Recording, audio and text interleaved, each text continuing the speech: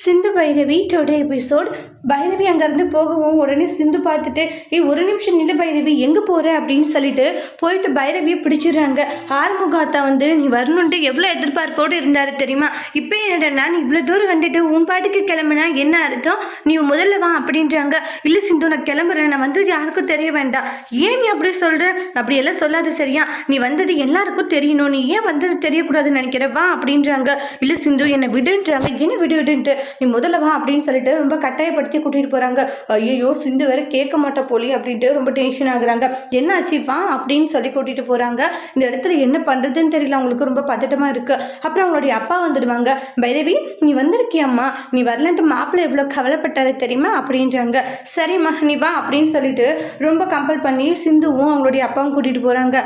ஒரு நிமிஷம் பின்னாடி கூட்டிடுவேன், நான் முன்னாடி போகிறேன். அவங்க அப்பா சொல்லுவாங்க. மாப்பிள்ளை அப்படின்றாங்க. சொல்லுங்க மாமா, யார் வந்திருக்காங்கன்னு பாருங்க, நீங்கள் சந்தோஷப்படுவீங்கன்றாங்க. பைரவியை பார்த்து ஆறுமுகத்துக்கு ஒரு சந்தோஷமா போகுது. அவங்களுடைய அம்மா இருந்துட்டு டி ஆறுமுகம் பைரவி வந்திருக்கா அப்படின்றாங்க. பைரவி அப்படின்னு சந்தோஷப்பட்டுக்கிட்டு இருக்காங்க. உடம்பு சரியாயிடுச்சா அப்படின்னு கேட்குறாங்க. அவங்க அத்தை உடம்பு பரவாயில்ல அத்தைன்றாங்க. நீ இன்னும் கொஞ்சம் முன்னே வந்திருந்தா உன் கையால் இந்த விருது வாங்கியிருப்பேன் பைரவின்றாங்க. பரவாயில்ல, அத்தை கையால் வாங்கினதே எனக்கு சந்தோஷம்ன்றாங்க. சரி, இந்த விருது இது உனக்கான விருது அப்படின்னு சொல்லி கொடுக்குறாங்க. இல்லை ஆறுமுகம் இருக்கட்டும், முதல்ல வாங்கிக்கோன்றாங்க. இப்போ நான் உன்னை தூக்கி சுத்த போகிறேன், எல்லாரும் பார்க்கட்டும் அப்படின்வாங்க. பைரவியை சந்தோஷத்தில் தூக்கி சுற்றுறாங்க. எல்லாருமே பார்த்து கிளாப் பண்ணுறாங்க.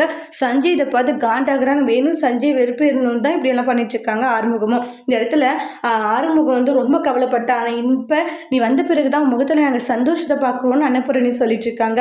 இப்போ என் பையன் எவ்வளோ சந்தோஷமா இருக்கான்னு தெரியுமாமா? அது காரணமும் நீதான் அப்படின்னு சொல்லிட்டு இருக்காங்க.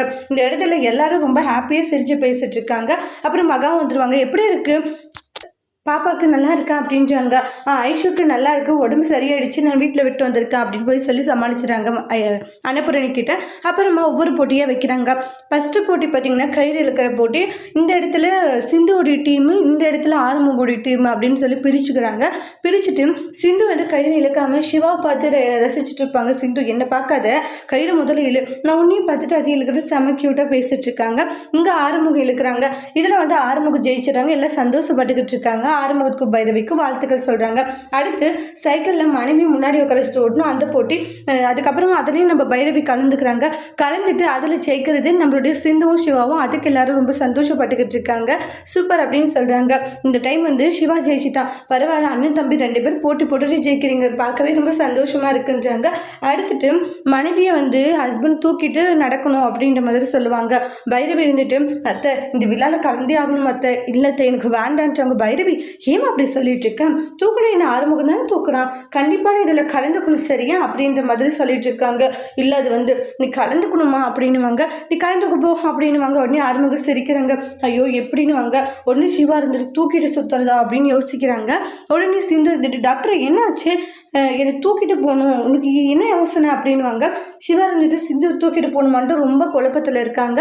அடுத்து வரக்கூடிய பிரமுல சிவா சிந்துவை தூக்கிட்டு போவாங்களா இல்லையா அப்படின்றத அடுத்தடுத்து வரக்கூடிய பிரமோல நம்ம வெயிட் பண்ணி பார்க்கலாம். இந்த வீடியோ பிடிச்சிருந்தா லைக் பண்ணுங்க, கமெண்ட் பண்ணுங்க, ஷேர் பண்ணுங்க, மறக்காம நம்ம சேனலை சப்ஸ்கிரைபர் பண்ணிக்கோங்க. Thank you friends.